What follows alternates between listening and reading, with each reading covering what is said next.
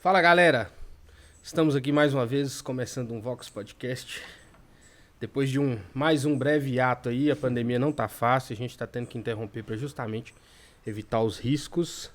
Mas tô testando aqui as últimas alterações no setup, creio que no próximo episódio eu já posso, se o convidado se sentir confortável, fazer ao vivo.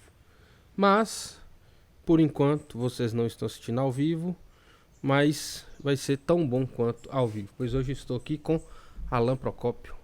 Fala, Alan, beleza, cara? Beleza, Guilherme. Uma satisfação estar aqui com você, com o seu pessoal aí. Valeu. Espero que a gente possa bater um papo rico aí pra galera toda. Com certeza, com certeza. Bom, galera, a gente já tinha aí alguns dias, né, que tava pra gravar esse conteúdo, mas devido à pandemia não teve como. Então peço a vocês com um pouquinho de paciência aí. Sei que o algoritmo, né, das redes sociais aí vão estar me massacrando com a entrega do meu conteúdo, do meu alcance, mas faz parte. Galera, dá uns recadinhos aqui pra vocês. Sem texto hoje, a gente agradecer aí. No mês passado a gente teve aí a parceria da Elegância Importes, apoiando aqui nosso projeto. William, valeu aí por acreditar no projeto. E agora a gente está com 2 novos parceiros aqui nesse mês, nesses próximos 4 episódios que vão estar com a gente. A primeira é a La Certilha Bikewear, uma marca nova de vestuário de ciclismo para atletas de performance, com modelos incríveis aí, uma marca daqui de Teó, na verdade está lá em BH, mas da galera daqui de Teó. Aconselho vocês a darem uma olhada aí no vestuário deles, que realmente é incrível. Se você gosta de pedalar aí, tá buscando uma roupa bonita e que não vai atrapalhar o seu treino, a sua performance, dá uma olhada aí, www.lacertilha.com.br. E o outro parceiro agora aqui no Vox, né, mandar um abraço aí pro meu amigo Leonel, é a Da Terra, né? Se você está precisando aí de mudas para recuperação de área degradada, enriquecimento da vegetação ou um plantio comercial, dá uma olhada aí no link da descrição da galera da Terra.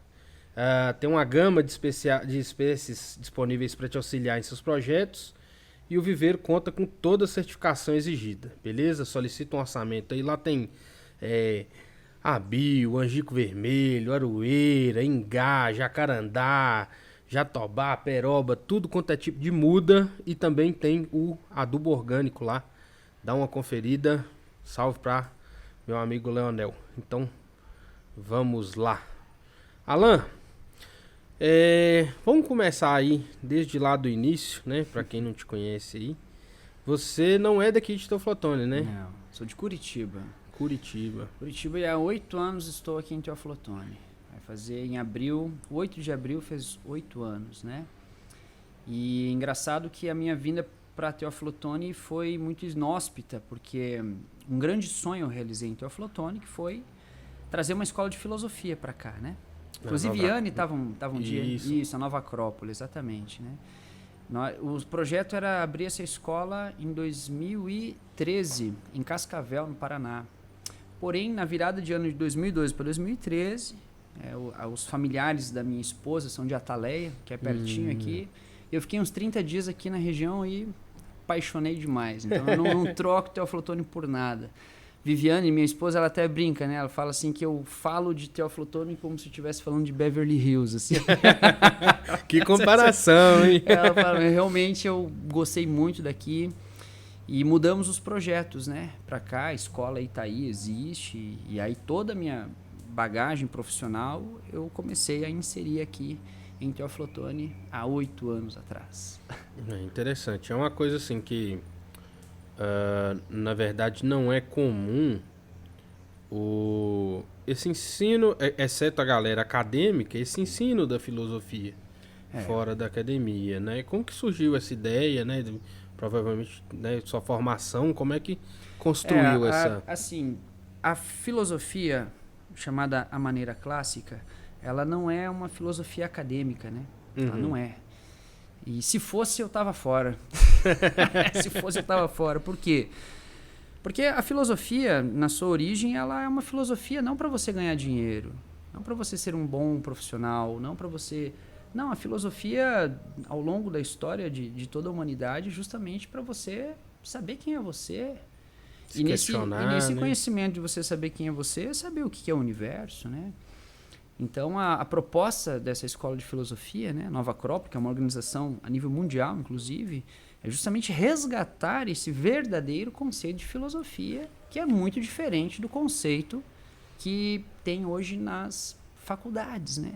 Então, você estuda... Hoje eu dou aula no Pequeno Príncipe também, né? De projeto de vida, né? Para os alunos. E eu falo muito com eles que a proposta da aula de projeto de vida é fazê-los pensar no quê? Na vida deles.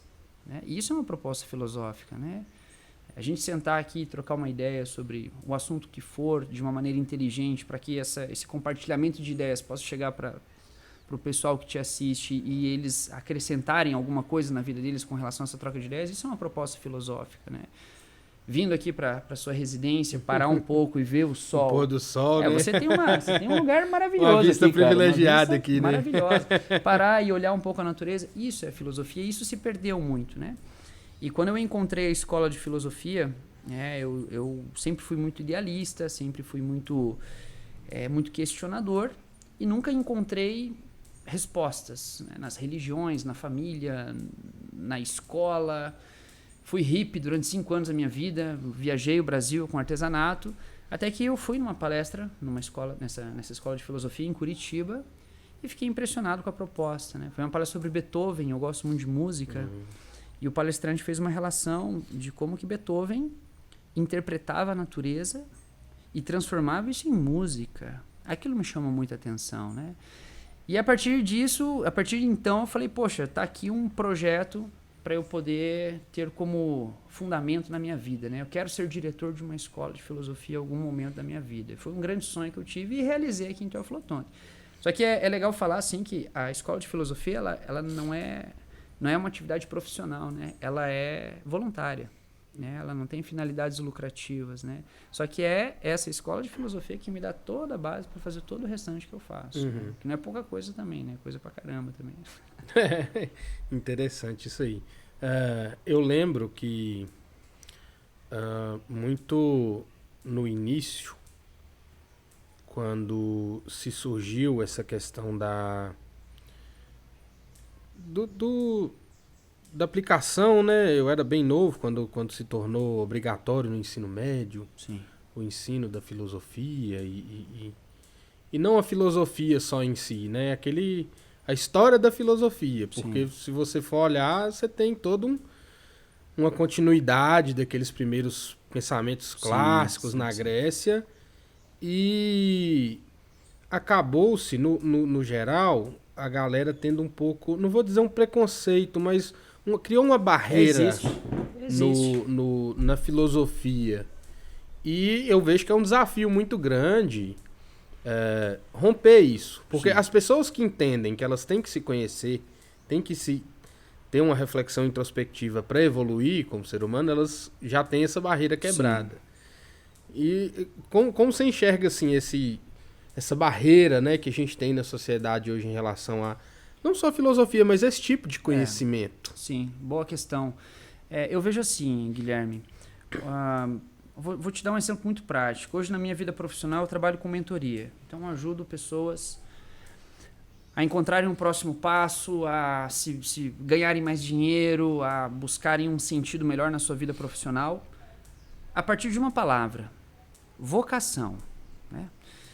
Vocação, hoje, pela falta de uma reflexão mais profunda, as pessoas relacionam vocação apenas com a vida profissional.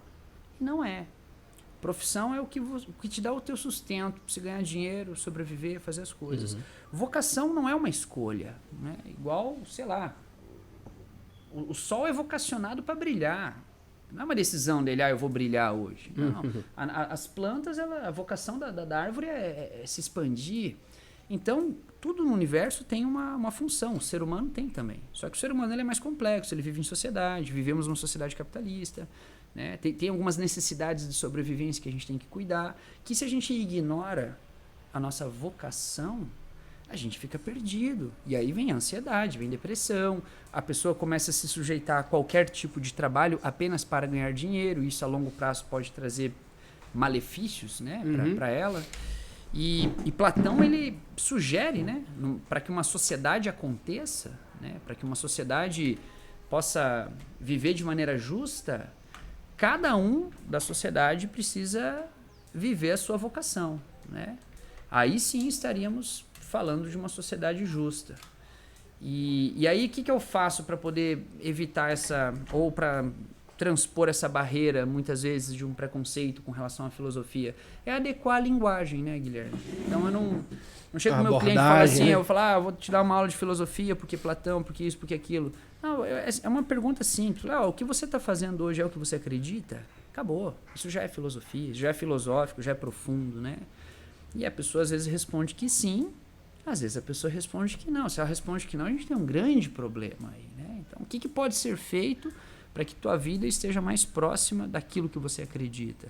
Aí entra relacionamento, entra profissão, entra às vezes faculdade. Os meninos do ensino médio ficam todos loucos. Por quê? Porque eles não têm percepção de vida para poder decidir o que vai estudar durante 5 anos. Nós não temos. Não. É uma decisão meio um pouco cedo, né? Sem dúvida. Para se tomar, é uma posição... Sem dúvida, sem dúvida. E aí o que eu faço com eles? Eu ensino eles o empreendedorismo. Por quê? Porque se eles souberem empreender, independente do que eles forem fazer na faculdade, eles não vão passar tanta necessidade quanto as pessoas que se formam e ficam a ver navios, né? Eu particularmente, assim, creio que o incentivo ao empreendedorismo é uma coisa muito interessante, porque você dá uma via de meio que liberdade. Justo. Porque, por mais que se você... eu gosto de estudar, eu gosto de ler, eu gosto de pesquisar. Você tem várias maneiras, não é? Eu gosto do ambiente acadêmico, quero. Ou então, né, principalmente essa galera aí, a gente viveu, agora acho que tá acabando um pouco, viveu muito a era do concurso, né? Sim. Onde todo mundo, às vezes... Era a única saída para ser feliz na vida, era fazer concurso. Eu vi muitas pessoas ao longo, né, da minha trajetória escolar, que elas... viveram uma vida estudando, já com a projeção de concurso, porque veio de uma educação que impregnou o pensamento de... Não estou falando que concurso é ruim, mas a pessoa teve que abrir mão de talvez os sonhos dela de mexer com outra coisa, de tentar outra coisa, porque foi uma cultura de que você vai ter que fazer concurso é a única saída. Justamente. Né? E agora a gente está no momento, né, dessa questão da era do empreendedorismo, que inclusive a gente pode até puxar um gancho para um assunto que a gente estava falando aqui mais cedo, que é a questão do digital, do mundo digital, né? Que o digital, né, como você enxerga assim? É um benefício ou ele atrapalha, né? Para quem quer empreender? Vamos lá. Eu tenho muitos argumentos de defesa com relação ao digital, né? Vou contar 2 casos. O primeiro foi o que aconteceu comigo. Como eu te falei, faz 5 anos já que eu estou envolvido com digital. Só que esse envolvimento de 5 anos foi quando sobrava tempo ali, eu colocava uma energia e tal, tinha um resultadinho ou outro. Não era a sua prioridade? Não era a minha prioridade. E o meu trabalho, junto com a minha esposa Viviane, ela é psicóloga, o nosso foco principal de trabalho, a nossa maior fonte de renda, era os contratos que nós fechávamos nas empresas. Contrato de 1 ano, 2 anos, contratos de valores interessantes, né? E a gente fechou várias empresas aqui de Teoflotone da região, Capelinha, Itamarandiba, né? Final de semana, pegava o carro, ia por exemplo, tinha uma rede de mercados lá que a gente atendia todos os funcionários, né? 150 funcionários, dá treinamento, tal, não sei o quê, liderança, vendas. E esse era a receita maior da casa, eram esses contratos. O que aconteceu em março de 2020? Aconteceu essa loucura, pandemia e tal. Mudou tudo. E eu falei com a Viviane, minha esposa, eu falei, cara, vamos só esperar o pessoal ligar pra gente, cara. No outro dia, todos os que tinham feito contrato com a gente ligaram pra gente e falaram, a gente vai congelar o contrato, porque não tem cabimento a gente fazer treinamento agora. Aquela loucura de março, cara, aquele ano passado foi muito doido, cara. Cara, eu senti bem na pele. Nossa, eu fiquei 90 dias dentro de casa, sem fazer um trabalho. Loucura, velho, que foi louco demais. E aí eu entrei num desespero.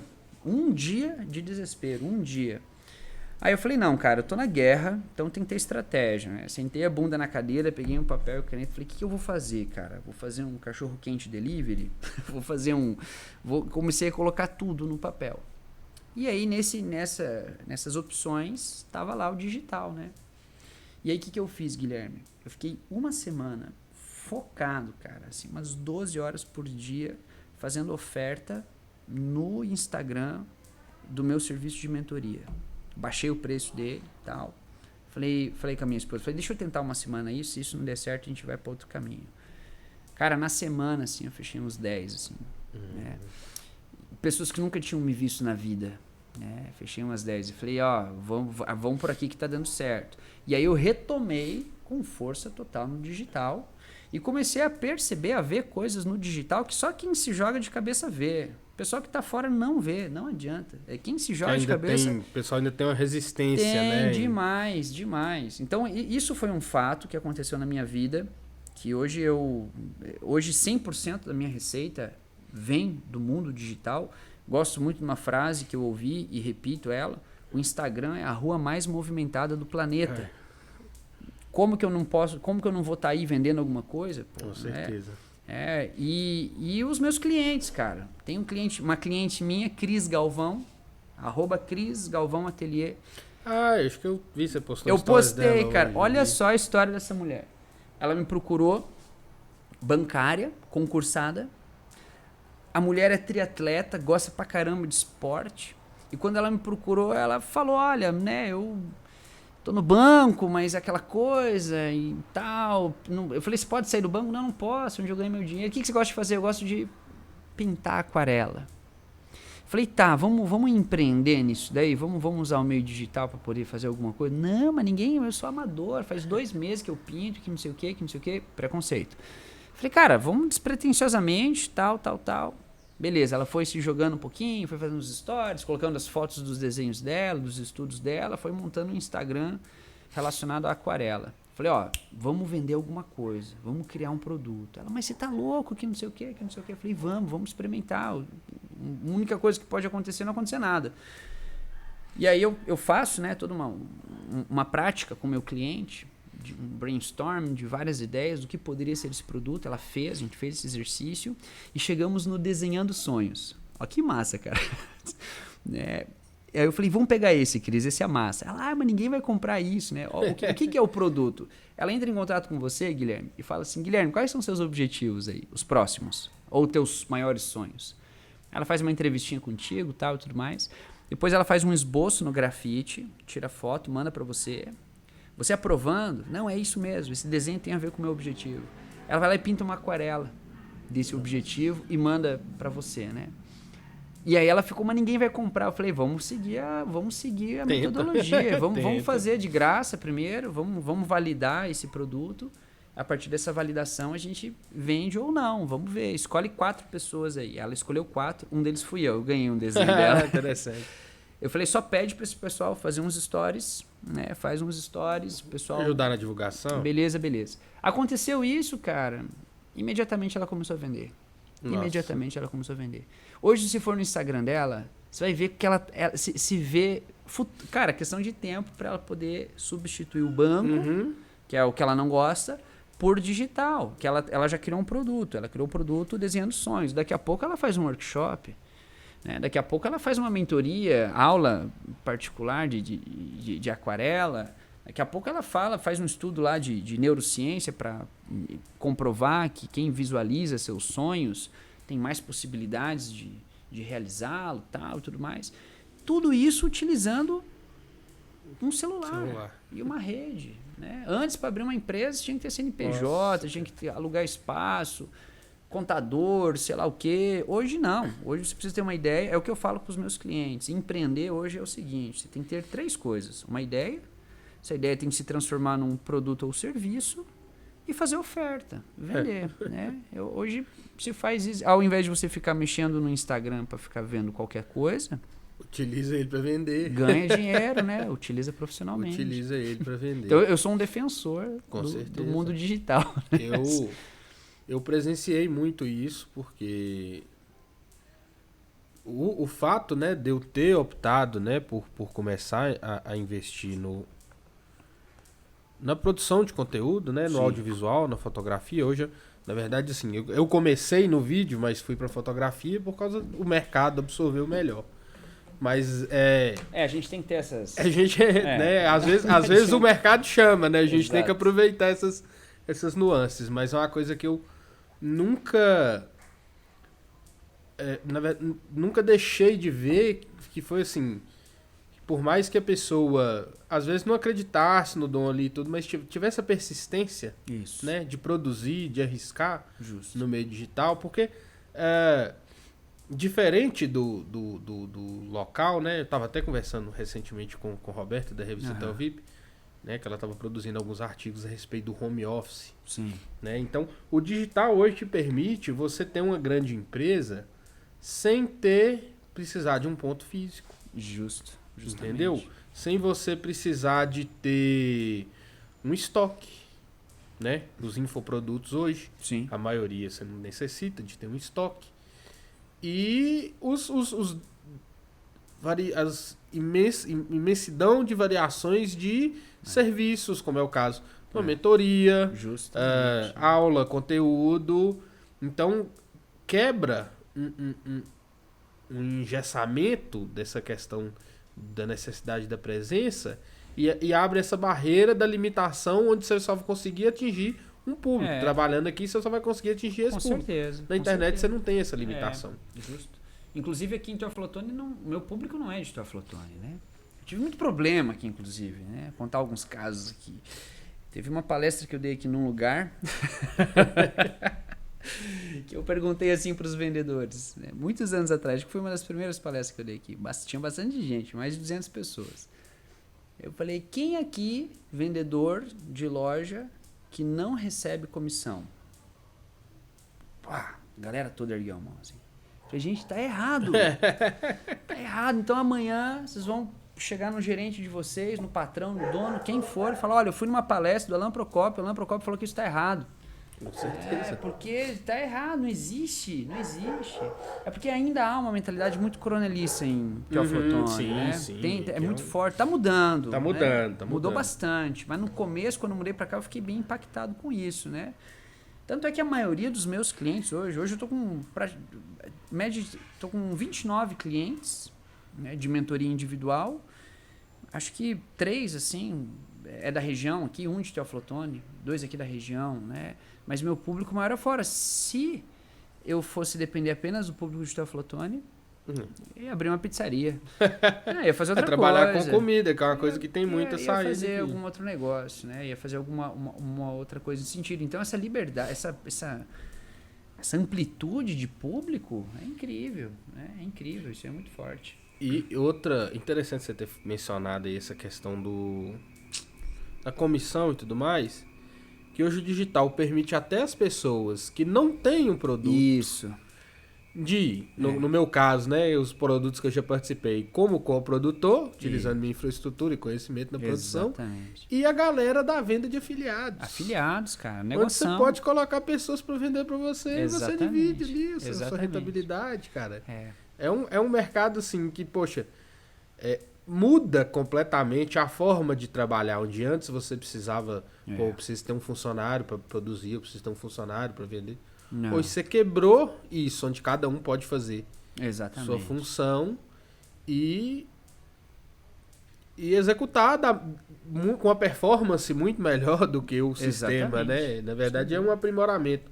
A galera que tem já o negócio físico, que consegue fazer ele funcionar no digital também, não vai ver a morte do seu negócio. Com certeza, sem dúvida. E a gente vê também uma coisa muito interessante, muita gente nova, né, Guilherme? Ganhando muito dinheiro, não é pouco não.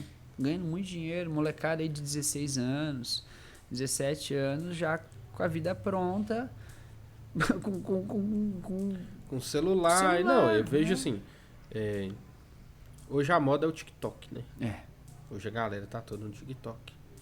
E aí eu tava lendo a respeito de o paycheck, né, dos influenciadores e tudo mais.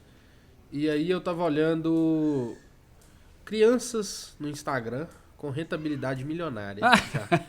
Pois então, tipo assim, a criança com 13, 14 anos, com a conta com 10 milhões no TikTok e com contratos de mais de R$1 milhão, na casa de R$1 milhão. Aí, ó.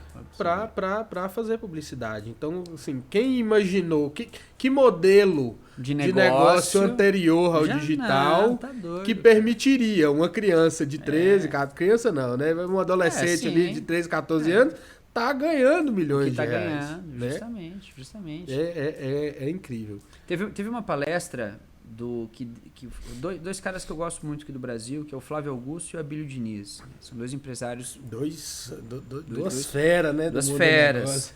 E eles estavam dando uma palestra juntos, né? Aí perguntaram pra eles o seguinte, porque tem uma variação de idade, né, cara? O Abílio Diniz, sei lá, cara, o cara tem quase 100 anos de idade, assim, né? E perguntaram pra eles o que eles fariam se tivessem começado, se fossem começar hoje, né? Os dois, na lata, ó. Digital, Instagram, tal, um perfil comercial, isso aqui. Não, ou seja, o Flávio Augusto, inclusive, tem uma plataforma, né? O meusucesso.com, bom demais. Que lá perto de Netflix, tá para quem gosta, né, de desenvolver negócio e tal. Então, tá aí para todos, né? E às vezes, acho que um alerta que a gente pode deixar pro pessoal e pros ouvintes é que não tenham tanta resistência a isso, porque senão vão ficar para trás. Vão ficar para trás. A empresa que hoje não está no meio digital vai ficar para trás, sem dúvida nenhuma. Sem dúvida nenhuma. Só para fechar essa caixinha aí, na segunda-feira, o Primo Rico lançou uma plataforma semelhante ao Meusucesso. Olha só. É o Finflix, o negócio. É de finanças, né? Pra galera de investimento. E aí ele foi atrás, assim, não só do Brasil, mas do mundo, dos maiores mentores, né? Cara. Eu nessa pandemia, Você corri atrás. Na verdade, eu não assinei porque lançou na segunda, eu não vi a live, aí tava com preço promocional. E eu já conheço as técnicas de lançamento, sei que daqui uns dias vai rolar mais uma promoçãozinha. Então eu vou entrar para assinar depois. Porque nessa pandemia eu me vi forçado a aprender mais sobre investimentos. Como eu fiquei 90 dias parado, eu falei assim, eu vou precisar de viver do dinheiro que eu tô guardado aqui. Justamente. Eu não vou deixar ele no banco porque eu sei que tem como esse dinheiro render mais. E aí eu fui estudar, né, investimentos, criptomoedas e tudo mais, e aí fica uma dica para quem quer investir. Aí eu tive um cliente, cara, lá de Criciúma, Fábio Kaminski. O cara é day trade. É uma profissão que tá dando muita grana. Cara, com certeza. A pessoa pega ali pra fazer direito, estuda a parada e faz. Tem aqueles falsos profetas que tentam vender, né? O produto deles, assim, né? Não, mas aquilo bem feito, levado da maneira séria, dá certo demais. Eu tô tentando pesquisar aqui, ver se eu acho qual que é a plataforma A plataforma. Cadê? Finclass é o nome. Finclass. Que na verdade ele inspirou no Masterclass, que é uma plataforma lá dos Estados Unidos que eles ensinam de tudo, né? Desde de negócios, produção audiovisual e todos os tipos. Mas, Alan, vamos trazer aqui mais, né? A gente tá falando do digital aí. Vamos trazer hoje para o seu trabalho, a sua atuação, né?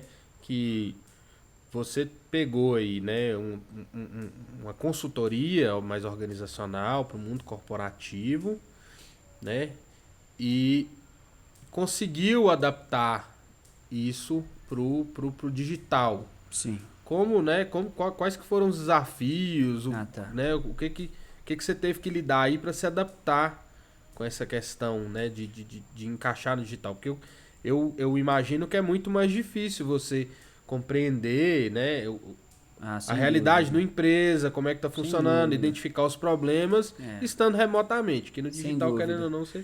A primeira coisa que foi mudar o nicho, né? Eu parei de trabalhar com a empresa. Porque essa era a minha dúvida. A primeira coisa que eu falei, então agora... E aí eu comecei a fazer a mentoria individual e a mentoria coletiva, né? Que é um grupo que eu acompanho durante um ano. E o grande desafio que deu certo foi dar o curso de oratória online, cara. Eu dei muito curso de oratória aqui em Teoflotone. Na verdade, eu fiz meu nome aqui em Teoflotone pelo curso de oratória. Mais de 1.000 pessoas fizeram curso de oratória comigo aqui em Teoflotone. Inclusive, eu dou curso de oratória hoje lá na FENORD, para os alunos de Direito, né? E eu falei, putz, cara... E era um curso, assim, que trazia uma receita interessante, pesava no orçamento mensal, né? Falei, como que eu vou fazer isso online agora, né? Um curso de oratória online. E aí, o que eu fiz? Foi fazer, né? Foi justamente fazer. E o primeiro curso foi péssimo.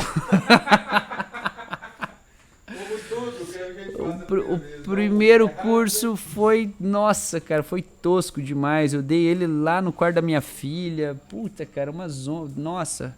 Mas mesmo assim trouxe um resultado assim pro pessoal que fez, né? Aí no segundo eu já fiquei mais esperto. E aí se vai acostumando. O ser humano ele é incrível, cara. Ele se acostuma, ele vai dando jeito, né?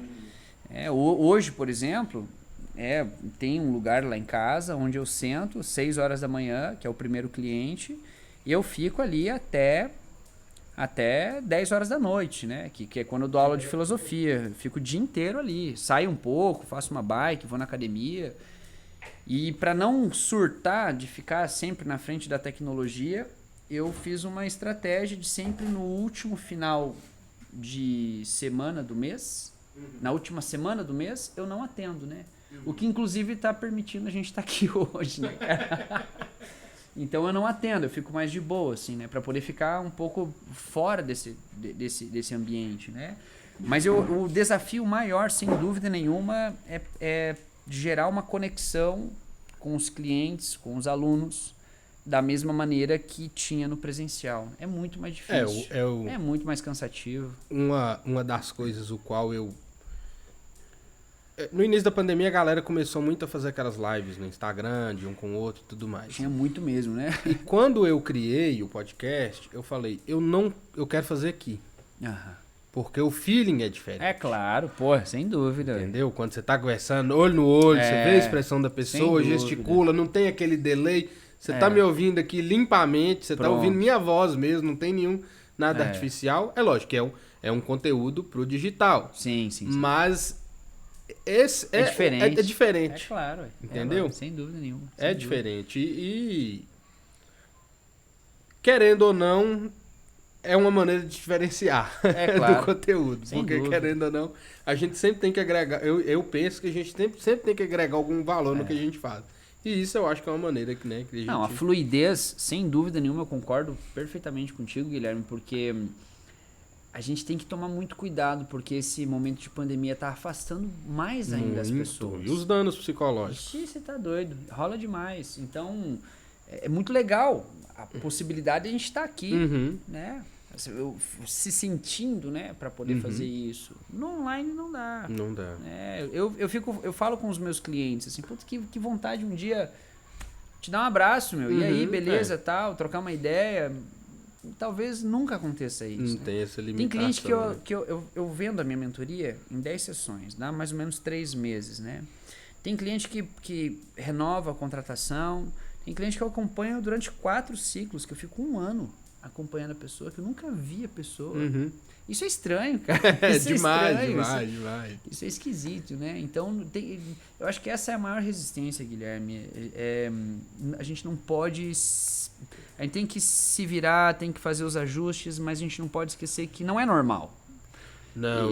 A gente não pode perder esse entendimento de que o presencial...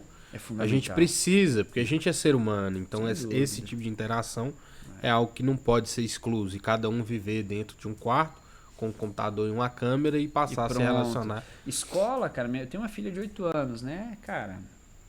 Sei lá que efeito isso vai causar para ela no futuro. Eu imagino que as crianças são quem mais estão sofrendo esse impacto. Você tá doido. Porque principalmente assim... eu lembro, né, lá em 2012, quando eu estava na faculdade de psicologia ainda. Você fez psicologia, cara? Eu fiz 1 ano. Depois, se eu te contar minha história de vida aqui, você vai ver que parece um desenho de uma criança, assim, que vai num canto, volta no outro, é uma bagunça.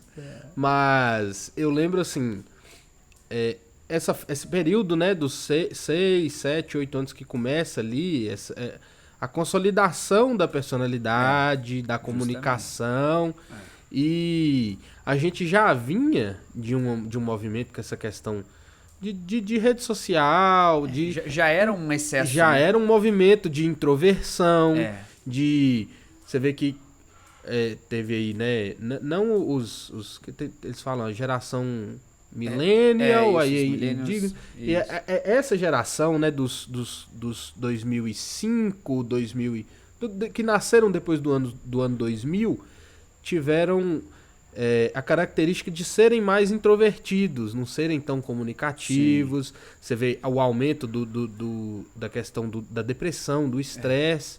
Então, isso vindo, né, de uma curva ascendente para esse tipo de problema, a pandemia tá agravando. A gente tem que aprender a lidar com isso, porque vai ser uma falha, né, numa sequência, né? Vai trazer, a gente vai ver coisas esquisitas aí no futuro. Eu não tenho dúvida disso. Por isso que eu sempre busco com os meus clientes trazer essa questão do equilíbrio emocional, fazê-los entender que a gente precisa ter estratégia, que a vida não é um mar de rosas, mas sim um campo de batalha cruel, e que a gente tem que ter estratégia racional. A gente não pode dedicar muito tempo para lamentar as coisas, mas sim agir, né? Eu vejo que a vida nos cerca e a gente tem que encontrar uma saída. E isso precisa de estratégia, né? E eu defendo muito a ideia de que todo ser humano é um estrategista, né? Todo ser humano é criativo, a gente pode criar soluções, saídas para os problemas.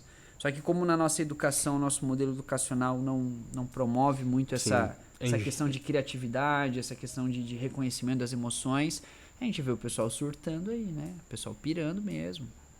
Onde você enxerga, Alan, que tá o maior desequilíbrio nas pessoas hoje para conseguirem se organizar, criar uma estratégia e buscar os objetivos? O que você enxerga? Eu vejo assim, Guilherme, é o que a gente começou a falar. Acredito que qualquer planejamento de vida deve começar a partir da vocação da pessoa. Vocação. Ela tem que saber quem ela é, pô. E aí é muito complicado isso, porque não nos ensinam a ser quem nós somos, nos ensinam a ser o que querem que a gente, o que eles querem que a gente seja, né? Uhum. Então a gente tem uma influência muito grande dos nossos pais, a gente tem uma influência muito grande da religião que a gente nasceu, a gente tem esse processo de formação, então é algo, vê se eu entendi. Esse processo de formação que a gente vive hoje não incentiva a gente encontrar a nossa vocação. Não ajuda. Por exemplo, no Antigo Egito, era feito da seguinte forma. A criança nascia... Primeiro que pais não são educadores. Ponto. Pais... Polêmico, isso aí, né? A galera não aceita, né? Mas não são. A galera não aceita isso, não adianta. Pais não são educadores. Pais, eles têm muita boa intenção, né? Mas não são educadores. E na Grécia, no Egito Antigo, o que acontecia? A criança nascia, os pais eram responsáveis pelo quê? Afetividade. Afeto, carinho, amor, cuidado. Quem cuidava da educação? Os sábios, os sacerdotes, os iniciados, os mais inteligentes. E qual era o foco da educação? Fazer a criança lembrar, reconhecer a sua vocação. Então imagina, 10 crianças. Aí pega 3 que tem ali, sei lá, se comunica bem, pega 3 ali que, sei lá, gosta de calcular coisas e pega 3 que são líderes. Não pode pegar essas 10 e colocar no mesmo modelo educacional. Uhum. Não, tem que ser uma educação diferenciada para cada vocação. Isso não acontece hoje. Depois de Henry Ford, inclusive, da Revolução Industrial, surgiu um modelo educacional industrial. Então imagina, cara, são 30 e tantas crianças, ou jovens, ou alunos, para um professor. Isso não chega. E um professor que tem também uma visão, uma formação. Tem as coisas dele também, né? Tem a particularidade dele para traçar uma linha e impor a visão dele, né? Enfim, então se o indivíduo tudo bem, nós temos que entender que a influência do meio externo é importante, mas ela tem que estar equilibrada também com o desenvolvimento de dentro para fora. O que acontece hoje é que não tem esse desenvolvimento de dentro para fora. A gente vê as pessoas perdidas, meu. Né? As pessoas realmente perdidas. Eu tenho vários clientes que são concursados, ganham muito dinheiro, poderiam estar morando em qualquer canto aí de boa, só que estão infelizes. E sabe o que eles falam? Sabe o que eles falam na sessão, cara? Dói o coração. Eles falam assim, olha, eu preferia estar ganhando menos para fazer algo com mais sentido. Uhum. Cara, isso é triste, meu. O que a sociedade hoje busca é ser bem remunerado, ter sucesso financeiro. E aí a pessoa chega lá para descobrir que não é aquilo que ela precisa. Que não é aquilo. Né? Então eu percebo assim que o grande problema está na questão educacional e também na ausência de uma preocupação do próprio indivíduo conversar com ele mesmo, né? Por que o pessoal gosta da sessão de mentoria, por exemplo? Porque é 1 hora, ou por que o pessoal é importante fazer uma terapia, por exemplo? É aquele momento, cara, é ele. Tem uma outra pessoa ali que é neutra. Né? Por que desenvolve bem a mentoria? Porque quando o cliente me contrata, eu falo, olha, esse tempo é teu, o que se quer? Como que tá isso? E eu incomodo, né? Porque não é terapia, é mentoria. Então eu vou construir projetos com o meu cliente. Eu falo, por que você não faz isso? Ah, porque não, isso é medo. A pessoa não sabe lidar com medo, né? A pessoa nunca parou para pensar no medo que ela tem, ou nas resistências que ela tem, ou nos defeitos que ela tem, ou principalmente nas qualidades que ela tem. Tem cliente meu que eu insisto, eu falo, cara, faz um vídeo perguntando pro pessoal nos stories o que o pessoal acha se você fizer um workshop disso. Ah, mas não sei o que, que não sei o que, que não sei o que. Aí o cliente faz. Aí um monte de gente responde que sim. Ai, meu Deus, e agora? Falei, vamos fazer. Eu insisto. Aí aqueles clientes que fazem é igual criança que não quer tomar banho. Que quando entra no chuveiro não sai mais. Não quer sair mais. No caso desse é a Cris, cara. Depois entrei no Instagram da Cris e vê ela tá soltaça, cara. Ela tá solta, ela tá dominando. Você vê que ela entendeu o negócio. E é motivador a gente fazer algo onde é que a gente encontra esse tipo de realização. Você tá doido, cara. É como se você jogasse gasolina na fogueira, exatamente, né? Que cada vez mais... O que me motiva muito fazer esse trabalho é ver o progresso dos meus clientes, cara. É revelador. Tem duas meninas, cara, Dalila e Mônica, foca no REC. Eu vi lá também, do audiovisual, foca no REC, né? faz 15 anos, cara, que ela trabalha com trem de casamento, não sei o quê, e me procuraram, assim, não tinha nada no digital. Eu falei, cara, queria um curso, faz uma parada aí e tal, não sei o quê. Rapidinho criaram aquele Instagram, criaram aquele nome super criativo, elas são muito criativas. Já fizeram um workshop, cara, já rolou. Já aconteceu, entendeu? Já é realidade, né? Pronto, ela mandou um áudio assim, nossa, eu tô assustado com a velocidade das coisas. Eu falei, pois é, cara, agora não tira o pé do acelerador que é daí pra frente. Sim. Assim, tem que ter sentido. Se não tiver sentido, aí a gente vê... às vezes eu converso... Não vai dar certo, né? Não é nem que não vai dar certo, mas às vezes a pessoa acha que eu sou muito materialista, dinheirista, que tem que ganhar dinheiro. Eu defendo a ideia que tem que ganhar dinheiro, sim. Mas de uma forma que tenha a ver com aquilo que você está fazendo, né? Se você fazer algo que tá te realizando e de quebra ganhar o dinheiro, né? Exatamente, quebra, é bem isso mesmo. O que na maioria dos casos, às vezes a pessoa faz o que gosta, mas não ganha. Exatamente. Ou não faz o que gosta, ganha bem, dinheiro, mas fica naquela frustração. Essa é a grande questão. Por exemplo, eu tenho muitos clientes psicólogos que têm um medo danado de vender. Advogados. Tem um medo danado, por quê? Porque código do CRP, não sei o que, a OAB vai ficar em cima. Dificulta um pouco até a questão do marketing deles, né? A divulgação. Mas eles podem fazer uma palestra, pode fazer fazer um workshop, E, cara, tem milhões de porque não é a maneira convencional, né? Mas se você buscar, existe metodologia para você vender tudo. Exatamente. Então, eu tenho trabalhado muito esse desbloqueio nos meus clientes para eles pegarem aquilo que eles gostam de fazer e desenvolver. E o dinheiro é o quê? É uma forma de mensurar se o negócio tá legal ou não tá legal. Né? Porque o dinheiro não cai do céu. É. Você tem que fazer alguma coisa para que o dinheiro... Tem que agregar apareça. algum valor para alguém para Você faz um negócio legal daquilo que né? se gosta, empreende, aí entra a palavra linda que é o empreendedorismo, que hoje está fácil de empreender com o mundo digital. A pessoa pode fazer um negócio muito lucrativo. Um mundo novo aí aberto para você. Exatamente. Mas, Alan, você falando em relação a isso aí, me surge uma dúvida aqui. Porque, obviamente, você tendo uma mentoria, fica muito mais fácil de você acessar, porque a pessoa sabe Sim. te mostrar como você acha o caminho. Isso. Ela não tem a solução para o problema, né? A Sim. mentoria vai mostrar como ela encontra o caminho. Existiriam, vamos dizer assim, hábitos que facilitariam esse processo de encontrar a sua vocação, Sim. de se organizar e conseguir abrir os olhos para buscar esse caminho? Ótima pergunta. Eu acredito que tem um hábito que é fundamental, que aí, tirando aquela parte reflexiva, quem eu sou, tal e tudo mais, um negócio mais prático, administração do tempo. A pessoa ela tem que saber que ela nasceu e ela vai morrer. E ela tem um tempo. E a gente não sabe, cara, se amanhã você vai estar aqui, eu vou estar. É de muita disciplina, né? Cara, a gente não sabe qual é o momento que a gente vai morrer. Né? A gente não sabe.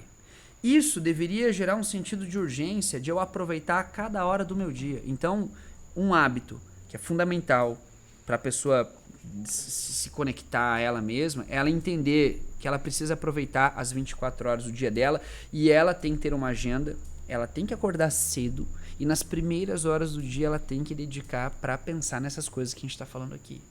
Pra se organizar, né? Pra ela estar com a cabeça no lugar. E isso tem uma ferramentinha, cara. Agenda, cara. Mas tem uma digital que eu recomendo, Google Agenda, tá aí pra todo mundo. Cara, coloca lá na agenda o horário que você acorda, e você coloca lá, vou escrever um diário, vou fazer uma meditação, vou fazer uma oração, vou tomar um banho, vou olhar o céu, não sei o que. Dedica ali 5, 10 minutos pra isso. Uhum. Aí vai ter mais sentido de vida, você vai estar com a cabeça mais organizada. E depois você entra na loucura, mas o que o pessoal faz?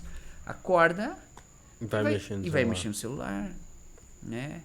E isso gera um dano, por quê? Porque o nosso cérebro ele trabalha com sinapses neuronais. Sinapses neuronais, elas são projetores de imagem, igual isso aqui, ó. Uhum. São câmeras sensoriais, o nosso ouvido, o cheiro e tal, a gente capta isso e vai criando imagens na nossa cabeça. Se a gente acorda e o primeiro movimento é ver rede social, a gente já está começando vacalhado. Né? Então, o foco não é você, o foco é o outro, né? Então você tem que, tem que ter uma agenda, tem que acordar cedo. Eu defendo a ideia de que tem que acordar cedo.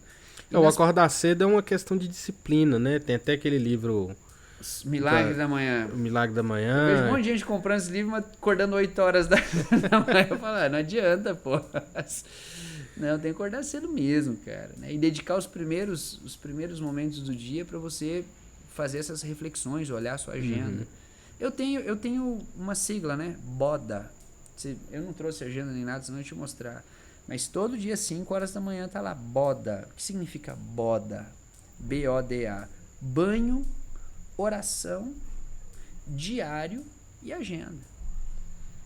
Então eu acordo bêbado, babando, ainda dormindo e vou correndo pro banheiro. Porque se eu não fizer isso, não jogar uma água no corpo, o dia fica arrastado. Você é da turma do banho frio também?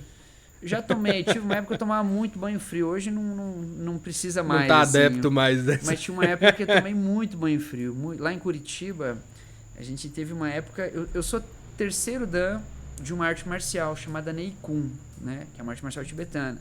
E tinha uma época que eu tava muito focado na arte marcial. Em Curitiba, um frio do cacete. E aí a gente dava aula às 6 horas da manhã. E a prática era a gente dar uma duchada fria mesmo, assim, no frio, cara. Hoje eu não faço mais isso, não. Hoje não. Hoje é acordar, né? Jogar água no corpo, beleza, e tal e tudo mais. Uma boa oração, uma boa meditação.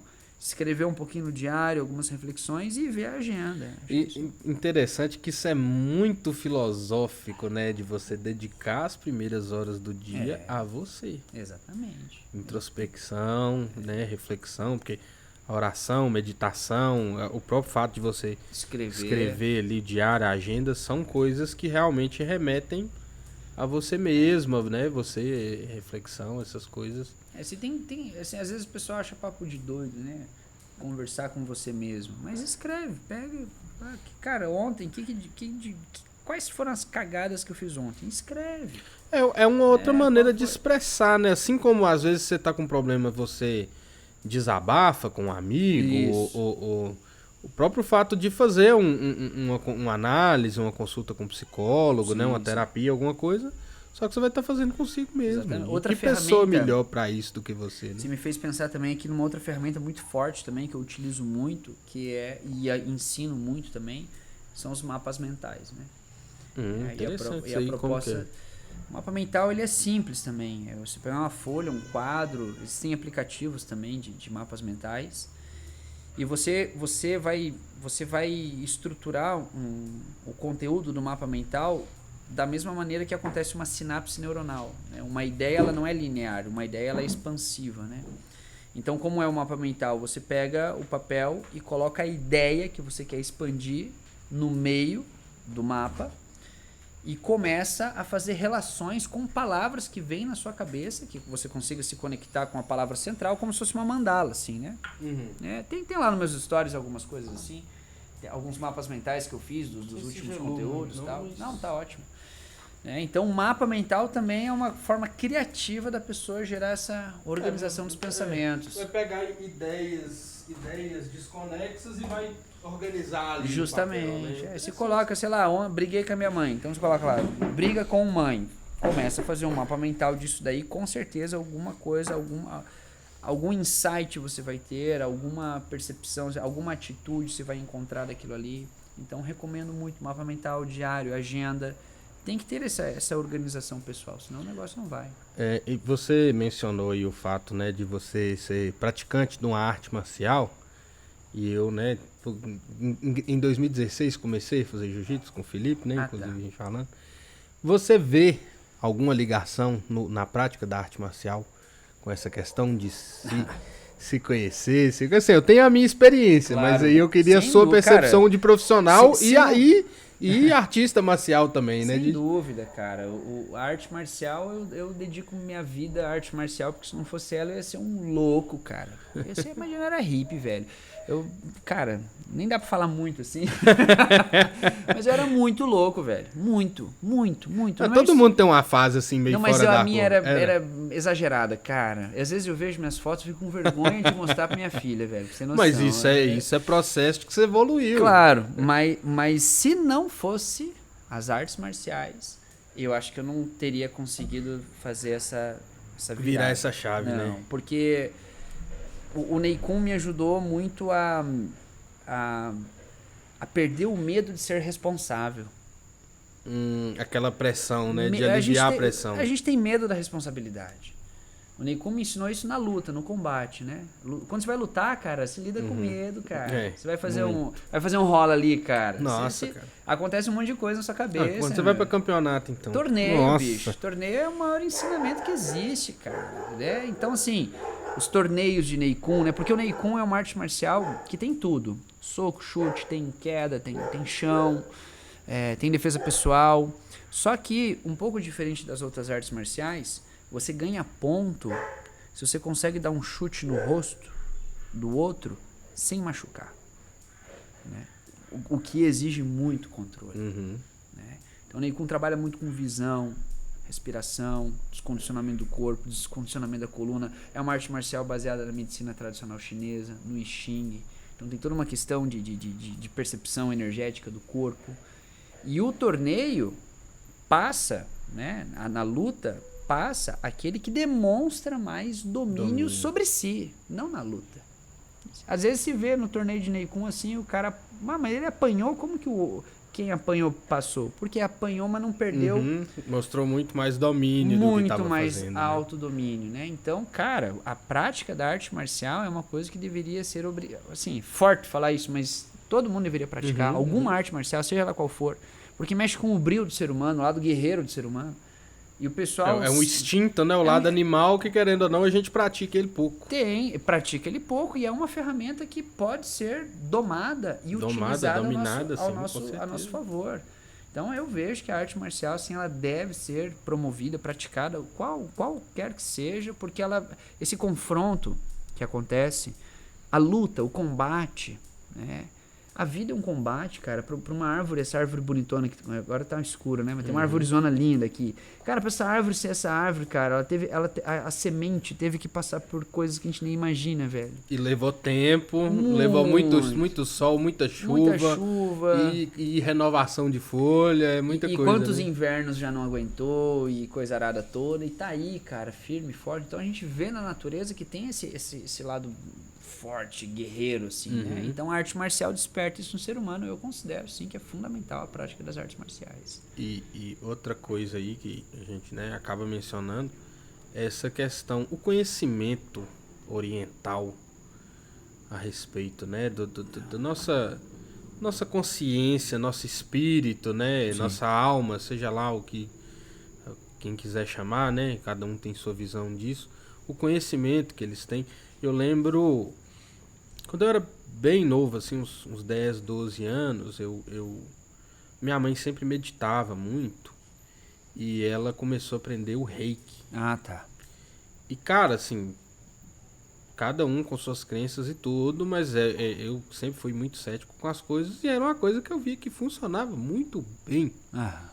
Entendeu? Tanto, né, ela utilizava muito pra questão de dores, eu sempre fui muito alérgico a essas coisas. E é uma coisa que funcionava muito bem. Isso assim, né? Não tem comprovação científica e tudo mais, mas... Cara, mas assim... Se põe à prova. Comprovação científica, o que é comprovação científica? É a coisa mais chata que inventaram no mundo moderno, cara. A comprovação científica. Cara, os caras têm milhares de anos de medicina, cara. Os caras, essas terapias alternativas. Muitas coisas que não foram pesquisadas, né, também. Assim, não foram pesquisadas pelos modernos, né? Pela ciência moderna. A acupuntura, né? por exemplo. Lembra que na época a acupuntura era considerada uma coisa do capeta, cara. E é um negócio super efetivo, cara. Tá doido, bicho. Acupuntura é bom demais. Tem gente que lida, assim, eu vejo, principalmente essas questões, assim, que tem muita ligação com essa questão energética que é o estresse, depressão, tem uma efetividade enorme. Sem dúvida. Dúvida. O ser humano não é só matéria. O ser humano não é só carne e osso e sistemas. Não. O ser humano não é um carro mecânico, cara, sem alma. Não. O ser humano tem várias coisas que a própria humanidade onde desconhece, cara. A própria mente humana. Os caras mais top aí da neurociência chegam num limite. Quando fala sobre a mente humana, sobre o funcionamento do cérebro, é um grande mistério. E aí não vai ficar enquadrando coisinha e tal. Um pouco complicado se debater sobre isso. É muita hipocrisia mesmo, assim, sabe? E deixar de lado um legado milenar, cara, porque esse tipo de técnica é milenar, cara. Só que, beleza, nos cânones científicos da era pós-iluministas, aí começa aí não entra, né? Fica um negócio esquisito, né? Mas tem que fazer igual você falou, tem que se pôr à prova, tem que se experimentar. pôr à prova. É lógico assim, com a mente aberta de que como com a folha em branco. Justamente. Vamos ver como que vai ser essa experiência. Isso. Não chegar lá com preconceito, com opinião formada. E também uma coisa muito importante é o próprio terapeuta, né? Sim, o profissional que vai estar te trazendo ali, criando essa conexão sua com... Por exemplo, a gente está falando terapeuta, né? Minha esposa, ela é psicanalista. E ela participa de algumas reuniões que a gente faz a mentoria coletiva e tem bastante pessoal que trabalha com vários tipos de terapias, né? A própria terapia ocupacional, que na verdade não precisa nem, não necessita nem da formação de psicólogo. Exatamente, terapia ocupacional. E quando a gente fala terapeuta, ela fala assim, olha, tem muitos psicanalistas que não gostam que chamem outros não gosta de misturar, vai. É igual a questão do doutor, né? Chamar doutor. Exatamente. É mais ou menos a mesma coisa. Ou seja, o ser humano é engraçado, né? Tem umas coisinhas assim, cara, que não tem fundamento, mas gera-se todo um esquema. A sociedade em si, ela é polêmica, né? as pessoas não, mas o povo em si gosta do conflito, gosta disso. E acaba que... É um instinto de separatividade, de tribo, né? Minha tribo contra a sua, não sei o quê. A competição, né? Competição, justamente. Tem muito ainda que o ser humano a aprender. Aprender, com certeza. Bom, Alan, a gente tá chegando próximo aí do horário. Eu sei que você tem muita coisa para fazer, né? Tô muito feliz que, né, depois desse tempo de pandemia aí, tô voltando com o projeto e a gente começou aí com você. Quero deixar o espaço aberto aí para você, cara. Qualquer assunto que você quiser trazer, quiser agradecer, divulgar algum projeto novo aí, fica à vontade, a casa é sua. Bom, eu acho que uma mensagem pra gente finalizar assim, a nossa conversa eu não sei o que você tá passando, eu não sei o que as pessoas que estão nos ouvindo estão vivendo nesse momento, né? Mas eu sei de uma coisa, que o ser humano é muito especial, cara. O ser humano é muito massa. Que alegria de conhecer você, cara.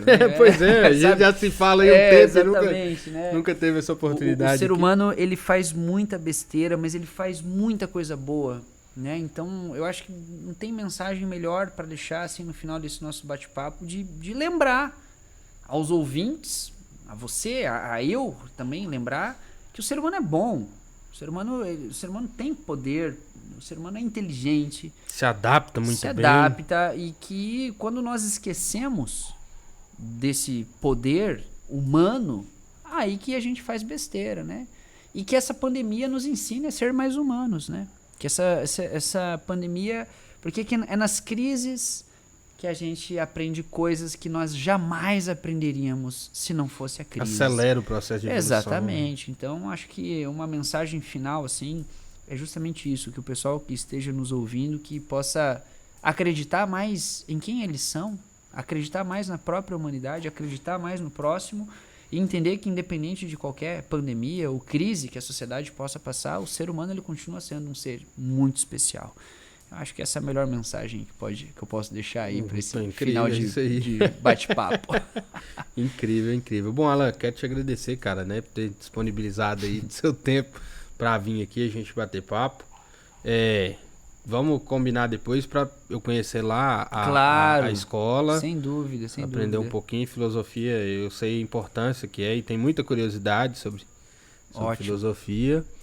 E a gente, né, vamos seguindo aí no digital. Com certeza, Não, foi bom pra gente estreitar os laços e manter os laços agora firmes.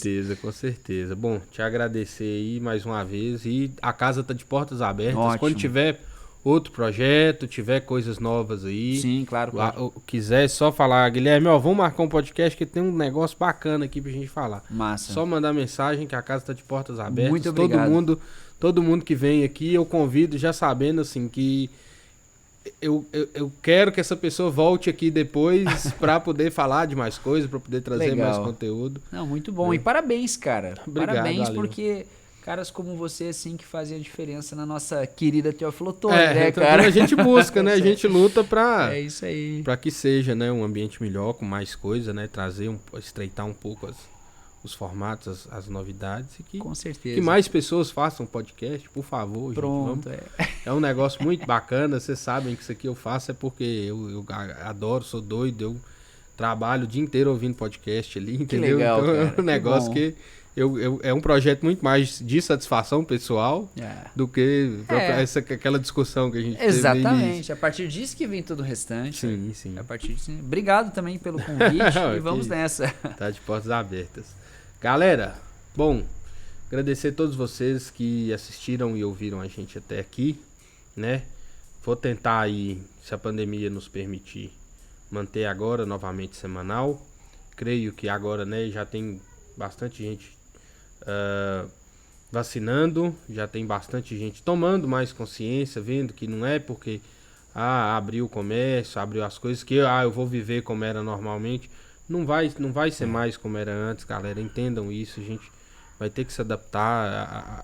A noção que a gente tem sobre saúde, sobre higiene, sobre comunidade como um todo, vai ter que mudar. Então vamos ficar esperto nisso aí, beleza? E eu vou tentar seguir aqui.